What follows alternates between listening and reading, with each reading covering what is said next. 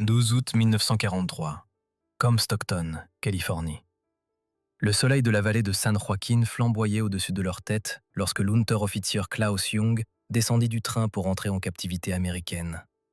Il s'était préparé à la puanteur familière des corps mal lavés et des couchettes infestées de poux. Au lieu de cela, on lui remit un uniforme kaki soigneusement plié qui sentait le savon. Du vrai savon, celui qui avait disparu de Berlin 2 ans auparavant. Klaus suivit le sergent américain le long de rangées de baraquements en bois blanc, des cordes à linge tendues entre des poteaux, et dessus étaient suspendus des draps blancs, d'une blancheur éclatante, claquant dans la brise de l'après-midi comme des drapeaux de reddition. Mais Klaus n'était pas celui qui se rendait à cet instant. En regardant ces draps danser dans le vent californien, il comprit quelque chose qui le terrifiait plus qu'aucun barrage d'artillerie ne l'avait jamais fait. Une nation qui pouvait se permettre de garder les sous-vêtements de ses ennemis d'une propreté impeccable était une nation qui avait déjà gagné. Avant de continuer, si vous appréciez ce voyage dans les recoins cachés de l'histoire de la Seconde Guerre mondiale, appuyez sur le bouton « J'aime » et abonnez-vous. Laissez un commentaire pour nous dire d'où vous regardez. Nous adorons avoir des nouvelles de notre communauté à travers le monde. Votre soutien permet à ces histoires oubliées de rester vivantes. La guerre que Klaus avait laissée derrière lui se mesurait en grammes de pain ersatz et en millilitres de carburant synthétique. Il avait combattu à travers l'Afrique du Nord, où les intendants allemands comptaient les balles comme des avares. Son régiment avait reçu une barre de savon par mois à partager entre 8 hommes. Au moment où l'Afrika Korps de Rommel s'effondra, Klaus portait des chaussettes reprises tant de fois qu'elles étaient plus fines que tissu. L'Amérique était différente, impossiblement différente. L'ampleur de cette différence commença à se révéler lors du premier matin de Klaus au camp Stockton. Le petit déjeuner arriva sur des plateaux en métal, œufs brouillés, bacon, pain grillé avec du beurre, café avec de la crème et du sucre. Du vrai beurre, du vrai sucre. Klaus fixa son assiette avec confusion. Les colis de la Croix-Rouge qui atteignaient occasionnellement le front de l'Est contenaient un substitut de café fait à partir de glands. Ici, les Américains nourrissaient leurs prisonniers mieux que l'Allemagne ne nourrissait ses officiers. Après le petit déjeuner, on montra à Klaus la buanderie. Le bâtiment lui-même était plus grand que l'hôpital de campagne où il avait été soigné après avoir reçu des éclats d'obus près de la passe de Kasserine. À l'intérieur, se dressait une rangée de machines à laver industrielles, 6 d'entre elles, en émail blanc étincelant et chrome. Un caporal américain fit la démonstration de leur fonctionnement avec une indifférence désinvolte. De l'eau chaude coulait des tuyaux. De la vraie eau chaude, chauffée à l'électricité, illimitée et propre. Klaus regarda des prisonniers allemands charger leur lessive hebdomadaire dans les machines.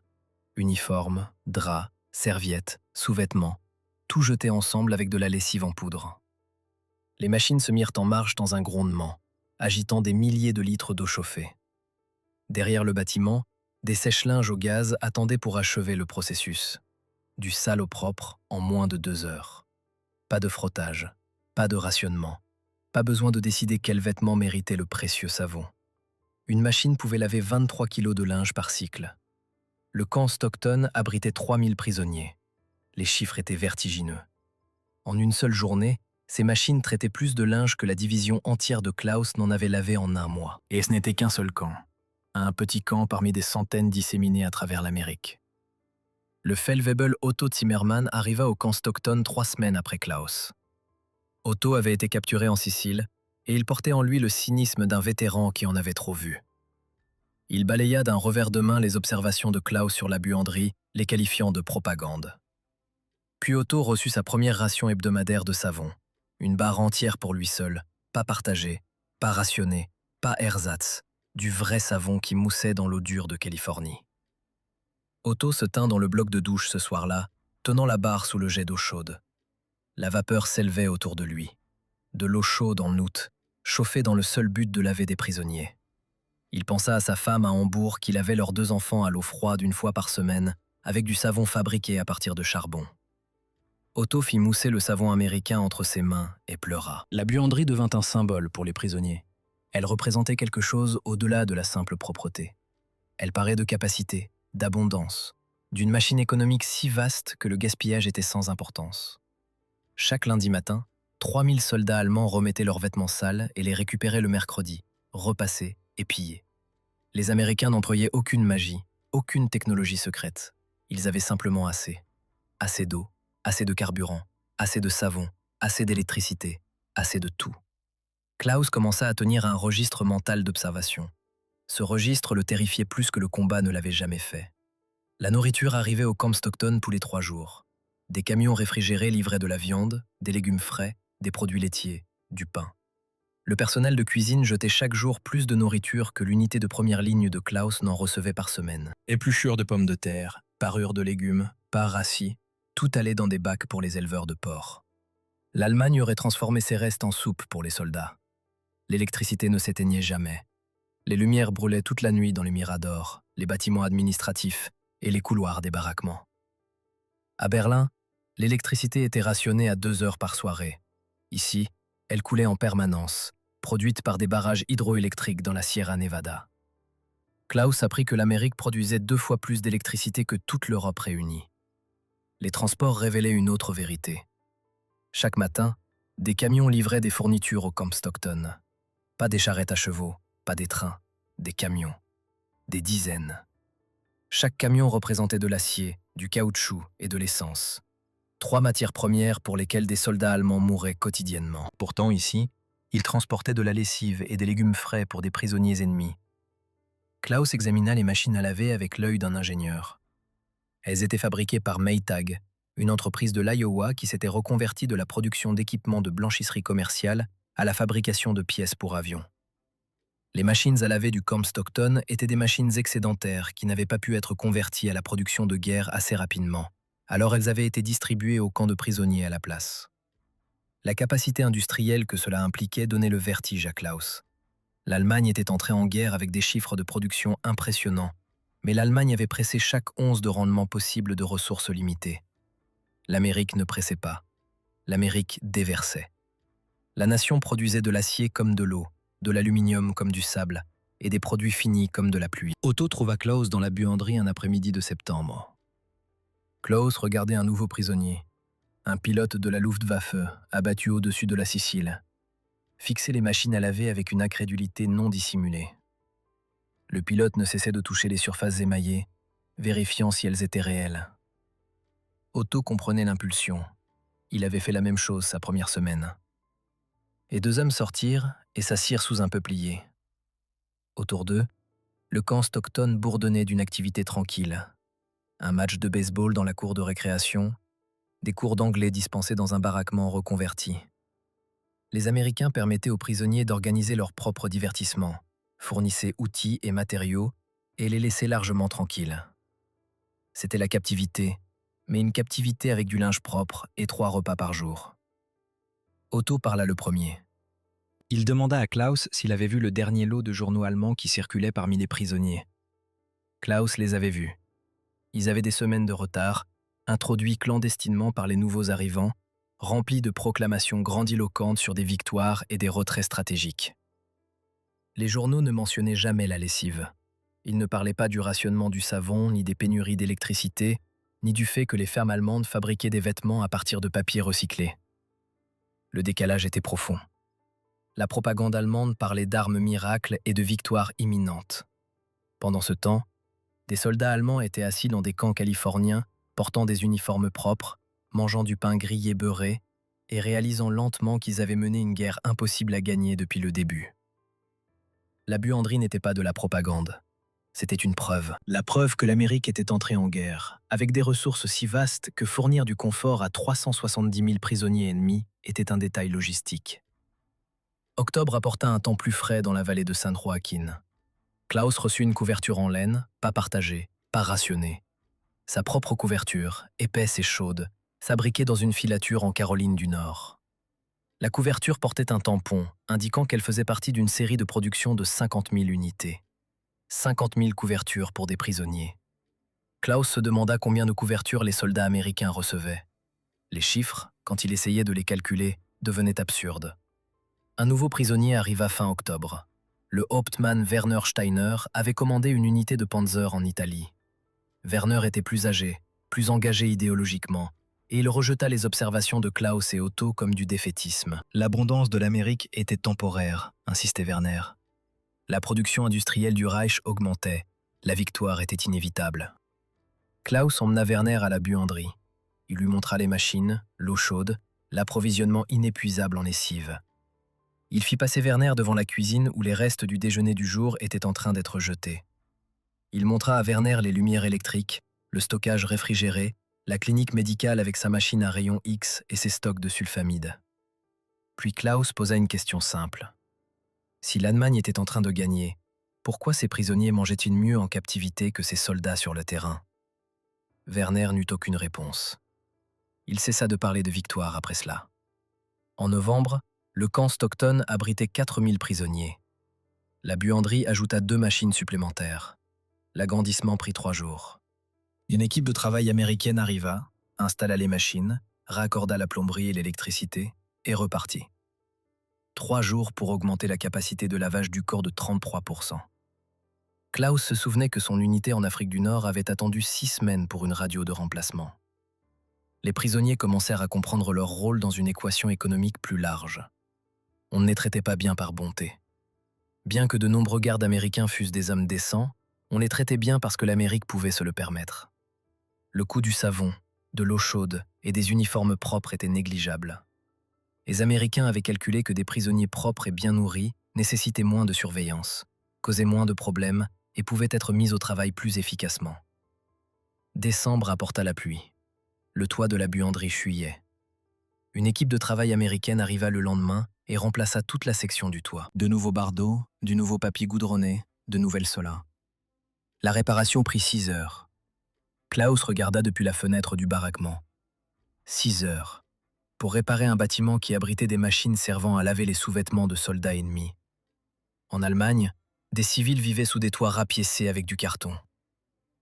Noël 1943 arriva. Les prisonniers organisèrent une célébration. Les Américains fournirent un sapin de Noël, des décorations et des ingrédients pour préparer des biscuits traditionnels allemands. Klaus ne pouvait pas concilier la contradiction. L'Allemagne bombardait Londres. Les sous-marins allemands coulaient des navires américains. Pourtant, ici, dans le désert californien, des prisonniers allemands préparaient des Stollen avec de la farine américaine pendant que leurs uniformes tournaient dans des machines à laver américaines. Otto reçut une lettre de sa femme en janvier 1944. La première communication en 7 mois. Elle écrivait avec précaution, sachant que les censeurs liraient chaque mot. Entre les lignes, Otto lut le désespoir. Hambourg mourait de faim. Les bombardiers alliés venaient chaque semaine. Sa sœur avait été tuée dans un raid. Leurs enfants portaient des chaussures faites de bois et de toile. Elle demandait à Otto s'il était bien traité. Elle espérait qu'il était en sécurité. Otto resta assis dans le baraquement ce soir-là, la lettre à la main, entouré d'hommes en uniforme propre. L'ironie était suffocante. Il était plus en sécurité, mieux nourri et plus confortable en tant que prisonnier en Amérique que sa famille ne l'était en tant que civil en Allemagne. La guerre avait inversé toutes les certitudes qu'Otto avait sur la force, le sacrifice et la puissance nationale. Le printemps arriva dans la vallée de Saint-Joachim. La buanderie effectua sa 10 millième lessive. Klaus fit le calcul. 10 000 lessives d'une moyenne de 23 kilos chacune. 230 000 kilos de linge. La lessive seule représentait des tonnes de produits chimiques dont l'Allemagne avait besoin pour ses munitions. L'Amérique les utilisait pour nettoyer les chaussettes des prisonniers. Les nouvelles d'Europe filtraient dans le camp par les nouveaux arrivants. Le Reich était en retraite sur tous les fronts. Les armées alliées avaient débarqué à Anzio. Les forces soviétiques toussaient vers l'ouest. Dans le camp, les prisonniers écoutaient ces nouvelles en portant des sous-vêtements propres et en mangeant du poulet rôti. La dissonance cognitive brisa certains hommes. D'autres, comme Klaus, acceptèrent simplement la réalité. L'Allemagne avait combattu vaillamment, mais la bravoure ne pouvait pas vaincre l'arithmétique. À l'été 1944, Klaus était au camp Stockton depuis 1 an. La buanderie lui était aussi familière que la respiration. Il y travaillait la plupart des jours, faisant fonctionner les machines, pliant le linge, distribuant les uniformes propres. Le travail était monotone, mais pas désagréable. L'eau chaude et le savon étaient devenus normaux. Cette normalisation effrayait Klaus plus que l'étrangeté ne l'avait jamais fait. Un après-midi d'août, Klaus se tenait dans la buanderie et regardait des draps blancs tourner dans un sèche-linge. La chaleur miroitait à travers la porte vitrée de la machine. Dehors, le soleil californien tapait. Quelque part de l'autre côté de l'Atlantique, l'Allemagne brûlait. Des villes réduites en décombres, des usines détruites, des lignes d'approvisionnement coupées. Et ici, Le linge des prisonniers ennemis tournait dans des machines alimentées à l'électricité, lavé dans une eau chaude illimitée, séchée au gaz naturel. Klaus pensa à la propagande qu'il avait crue. La puissance industrielle de l'Allemagne, ses prouesses d'ingénierie, son efficacité disciplinée. Tout cela était vrai, tout cela était sans importance. Parce que de l'autre côté de l'océan se trouvait une nation qui déployait nonchalamment des machines à laver industrielles dans des camps de prisonniers. Une nation qui pouvait se permettre de garder ses ennemis dans le confort. Le sèche-linge termina son cycle. Klaus ouvrit la porte et retira une charge de draps blancs. Ils étaient chauds, propres et doux. Il les plia méthodiquement, pensant à sa mère à Stuttgart. Elle lui avait appris à plier le linge quand il était enfant. Il se demandait si elle était vivante, se demandait si elle avait encore des draps, se demandait si elle se souvenait de l'odeur du linge véritablement propre. La guerre prit fin en mai 1945. La nouvelle atteignit le camp Stockton en quelques heures. L'Allemagne avait capitulé. Le Reich n'existait plus. Les prisonniers se rassemblèrent dans la cour de récréation, écoutant la radio des forces armées diffuser l'annonce. Certains pleurèrent, d'autres restèrent silencieux. Quelques-uns semblèrent soulagés. Klaus ne ressentit rien. La fin de la guerre ne changeait rien au camp Stockton. Les machines à laver tournaient toujours chaque lundi. L'eau chaude coulait toujours. Les draps blancs claquaient toujours sur les cordes à linge sous le soleil californien. Le rapatriement commença fin 1945. Klaus retourna en Allemagne en décembre. Stuttgart était méconnaissable. Le quartier de son enfance n'était que décombres. L'usine où son père avait travaillé n'existait plus.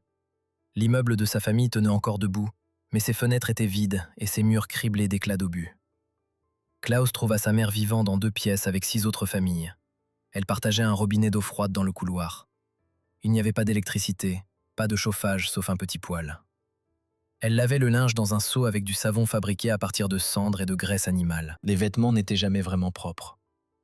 Elle suspendait les habits humides au-dessus du poêle pour les sécher, et il sentait la fumée et la vieille graisse. Klaus regarda sa mère faire la lessive et ne dit rien. Comment pouvait-il lui parler du camp Stockton, de machines qui lavaient et séchaient 23 kilos de vêtements en 2 heures, d'eau chaude qui coulait sans fin? Elle aurait pensé qu'il était devenu fou, ou elle aurait pensé qu'il était cruel, décrivant l'abondance tandis qu'elle frottait du savon de cendre sur du tissu élimé. Mais Klaus n'oublia jamais. Aucun des prisonniers n'oublia. Pour le reste de leur vie, les hommes qui avaient passé du temps dans des camps de prisonniers américains portèrent en eux le souvenir du linge propre. C'était devenu le raccourci d'une vérité plus grande. Ils avaient mené une guerre contre une nation si riche qu'elle pouvait se permettre la bonté, si puissante qu'elle traitait ses ennemis mieux que l'Allemagne ne traitait ses propres citoyens. Des années plus tard, quand l'Allemagne se reconstruisit et que la prospérité revint, Klaus acheta une machine à laver, un lave-linge automatique avec raccordement d'eau chaude et froide, chauffage électrique et plusieurs programmes. Il l'installa dans son nouvel appartement et lança la première lessive. Des draps blancs.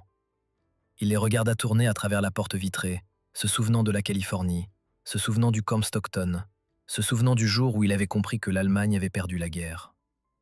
La machine était une Maytag. Klaus en avait cherché une spécifiquement. Il voulait ce lien avec le passé, avec le moment de la révélation. Quand le cycle fut terminé, il retira les draps, chauds, propres, d'une blancheur éclatante, et les porta à son visage. Il sentait le savon, du vrai savon, l'odeur de la défaite et de la survie. En fin de compte, il n'avait jamais été question de lessive. Il était question de capacité, du gouffre immense entre une nation mobilisée pour la guerre totale et une nation qui menait la guerre totale avec une fraction de sa puissance. L'Allemagne avait tout déversé dans le combat. L'Amérique avait déversé assez pour gagner et il lui en restait encore suffisamment pour laver les vêtements de ses ennemis à l'eau chaude. Klaus Jung vécut jusqu'à 83 ans. Il ne parla jamais beaucoup de la guerre, mais chaque lundi matin, sans exception, il faisait sa lessive. Il regardait la machine se remplir d'eau chaude. Il mesurait la lessive avec soin, et il se souvenait de la vérité que des draps blancs lui avaient enseignée sous le soleil californien. Le pouvoir, ce ne sont pas seulement les fusils et les chars. Le pouvoir, c'est la capacité d'être généreux envers ceux qui ont combattu contre vous. L'Allemagne a combattu vaillamment, mais la bravoure ne peut pas vaincre la logistique, et la logistique ne peut pas fonctionner sans l'abondance. L'Amérique avait les deux.